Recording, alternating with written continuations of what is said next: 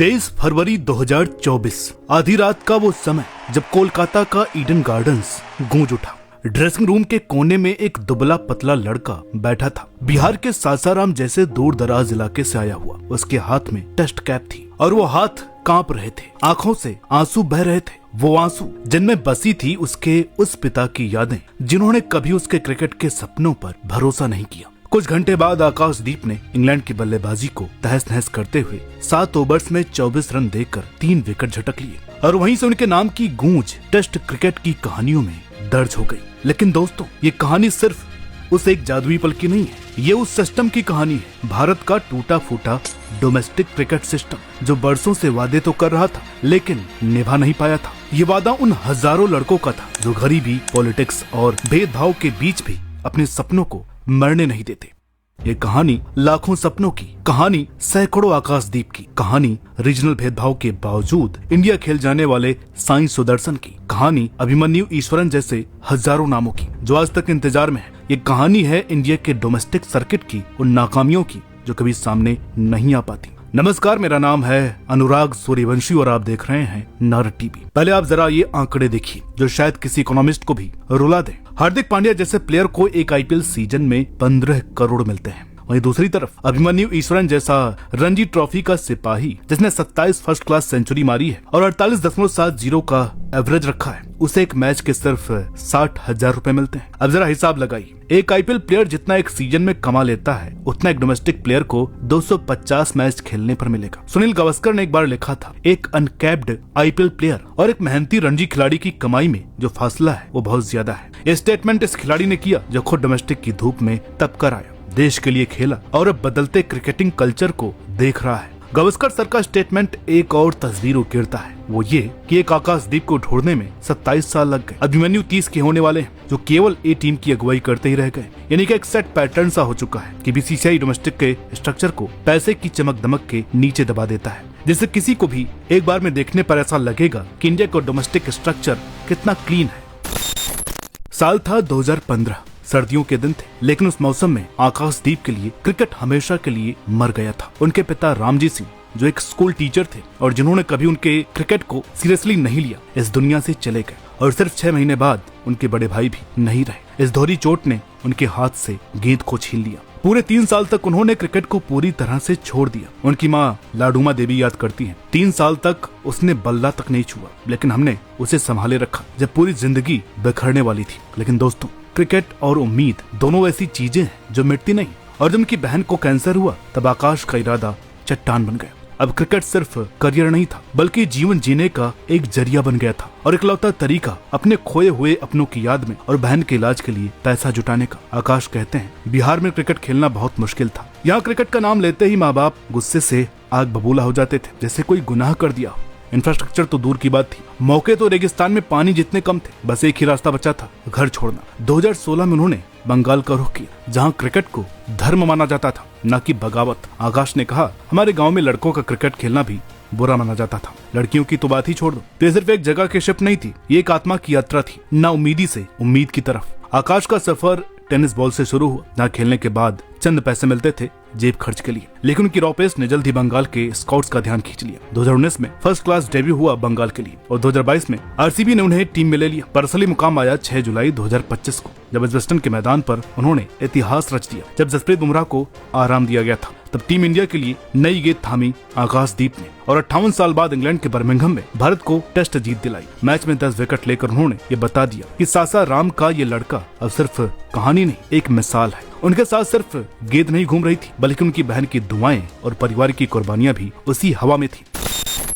जहां आकाशदीप की कहानी दर्द और संघर्ष से घड़ी गई है, वहीं साई सुदर्शन की जर्नी उस नए इंडिया की तस्वीर है जहां टैलेंट है, ख्वाब है, पर हर कदम पर आईपीएल बनाम मेरिट की लड़ाई भी है। 15 अक्टूबर 2001 को चेन्नई में पैदा हुए साई एक ऐसे परिवार से आते हैं जहाँ खेल खून में था। पिता इंडिया के लिए साउथ एशियन गेम्स में खेले थे और मां स्टेट लेवल की वॉलीबॉल प्लेयर थी। सब कुछ परफेक्ट लग रहा था, लेकिन इंडिया में क्रिकेट की डेस्टिनी सीधी नहीं, सिलेक्शन रूम की गलियों से होकर के जाती है, जहां कई बार आईपीएल के कुछ शॉट्स डोमेस्टिक में सालों की मेहनत से ज्यादा भारी पड़ जाते हैं। तमिलनाडु के लिए साई की ग्रोथ एकदम से टेक्स्ट बुक जैसी रही। 2019-20 के राजा ऑफ वलायमपट्टी शील्ड में 653 रन, फिर 2022 विजय हजारे ट्रॉफी में 610 रन। हर टूर्नामेंट में परफॉर्मेंस, हर फॉर्मेट में स्थिरता। 2022 में गुजरात टाइटंस ने उन्हें सिर्फ 20 लाख में खरीद लिया, जो बाद में एक मास्टर स्ट्रोक निकला। 2023 आईपीएल फाइनल में चेन्नई सुपर किंग्स के खिलाफ 47 गेंदों में 96 रन। भले ही टीम ट्रॉफी हार गई हो, पर साई ने खुद को आईपीएल के सबसे बड़े मंच पर दर्ज करवा लिया। पर जो सबसे बड़ा धमाका हुआ वो था 2025 में 759 रन,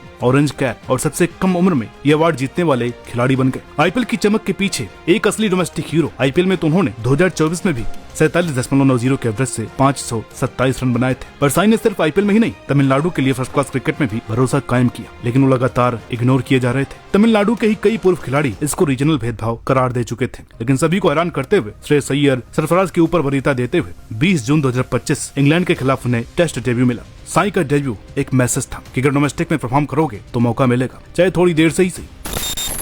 अगर क्रिकेट सिर्फ आंकड़ों का खेल होता तो अभिमन्यु ईश्वरन आज इंडिया के फर्स्ट चॉइस ओपनर होते। 103 फर्स्ट क्लास मैच, 7,841 रन, 48.70 का एवरेज, 27 सेंचुरी, 31 फिफ्टीज और तो और लगातार 4 पारियों में 4 शतक, जो इंडिया के इतिहास में सिर्फ उन्होंने और पार्थिव पटेल ने किया है। पर भाई, इंडिया में क्रिकेट का सिलेक्शन सिर्फ आंकड़ों से नहीं होता। यहाँ परसेप्शन, पॉलिटिक्स और कभी कभी प्रेजुडिस भी खेलते हैं। बार बार इंडिया की टेस्ट स्क्वाड में नाम आया, पर मैदान तक पहुंचने का मौका नहीं मिला। वो क्रिकेट के ब्राइड्समेड बन गए, हमेशा बैकअप, कभी दूल्हा नहीं। खेलो क्योंकि तुम इससे प्यार करते हो। न्यूजीलैंड के खिलाफ सीरीज में फिर से नजरअंदाज किए जाने के बाद जब उनसे ये पूछा गया तो उन्होंने बड़ी सादगी से कहा, अपने आप को याद दिलाना पड़ता है कि तुमने क्रिकेट प्यार की वजह से शुरू किया था। सिलेक्शन हो या ना हो, वो प्यार बिना शर्त है। उनकी ये लाइन किसी मोटिवेशनल पोस्ट की तरह नहीं, एक दशक की चुपचाप लड़ाई की निचोड़ थी। ईश्वरन का सबसे बड़ा दुख है टाइमिंग। जब वो पीक पर पहुंचे तभी रोहित शर्मा और शुभमन गिल इंडिया के सेट ओपनिंग प्लेयर बन चुके थे। चाहे उन्होंने ईरानी कप में 191 मारे हो या दलीप ट्रॉफी में लगातार सेंचुरीज, ये सब सिलेक्शन मीटिंग्स के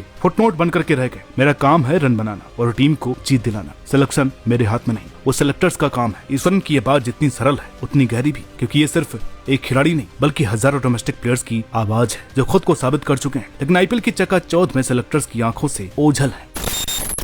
बीसीसीआई यानी भारतीय क्रिकेट कंट्रोल बोर्ड पर आज जितने सवाल उठ रहे हैं शायद पहले कभी नहीं उठे, और ये सवाल सिर्फ फैसलों पर नहीं, पूरे सिलेक्शन सिस्टम की सोच पर उठ रहे हैं। जहां आईपीएल का जलवा डोमेस्टिक के कमाल पर भारी पड़ता दिख रहा है। वसीम जाफर जैसे दिग्गज भी इस पर आवाज उठा चुके हैं। जब वेस्ट इंडीज टेस्ट सीरीज के लिए 4 ओपनर्स चुने गए तो उन्होंने सीधा पूछा 4 ओपनर्स की क्या जरूरत थी। उसकी जगह सरफराज खान को मिडिल ऑर्डर में ले सकते थे, जिसने सालों से डोमेस्टिक में ताबड़तोड़ परफॉर्म किया है। ये ट्वीट सिर्फ एक सवाल नहीं था, बल्कि उस सिस्टम और रियलिटी के बीच की खाई को उजागर करता था। इस सिलेक्शन की दिक्कत सिर्फ सरफराज की नहीं है। सुब्रमण्यम बद्रीनाथ ने तो साफ कहा था, तमिलनाडु के खिलाड़ियों को डबल मेहनत करनी पड़ती है, बाकी राज्यों के मुकाबले उन्हें उतना सपोर्ट नहीं मिलता। टी नटराजन का केस देख लीजिए। आईपीएल 2024 में 15 विकेट, 8.96 की इकॉनमी, लीग के लीडिंग विकेट टेकर, पर T20 वर्ल्ड कप स्क्वाड से बाहर। क्या सिर्फ फॉर्मेट फिट नहीं थे या फिर कोई और खेल चल रहा था पर्दे के पीछे? अब ये फर्क सिर्फ सिलेक्शन तक सीमित नहीं है, पैसों में भी जमीन आसमान का अंतर है। मुंबई क्रिकेट एसोसिएशन ने तो सही किया, बीसीसीआई के रणजी ट्रॉफी रेट्स को मैच कर दिया, पर अधिकतर राज्य संघ तो बस पैसा बैंक में जमा कराते रहते हैं, प्लेयर्स की ग्रोथ पर